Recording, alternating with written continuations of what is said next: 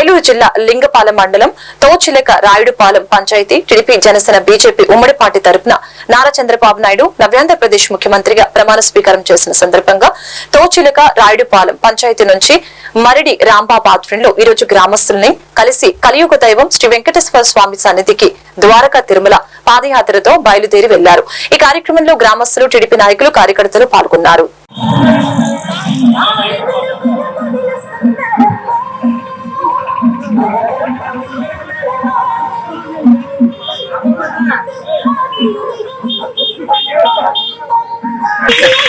రాయుడుపాలెం గ్రామం నుంచి చంద్రబాబు నాయుడు గారు ముఖ్యమంత్రిగా ప్రమాణ స్వీకారం చేసిన శుభ సందర్భంగా చిన్నతరపు వెంకటేశ్వర స్వామిని దర్శించుకోవడానికి మహిళలు పురుషులతో కలిసి 200 మంది పాదయాత్రగా వెంకటేశ్వర స్వామిని దర్శించుకోవడానికి బయలుదేరాం.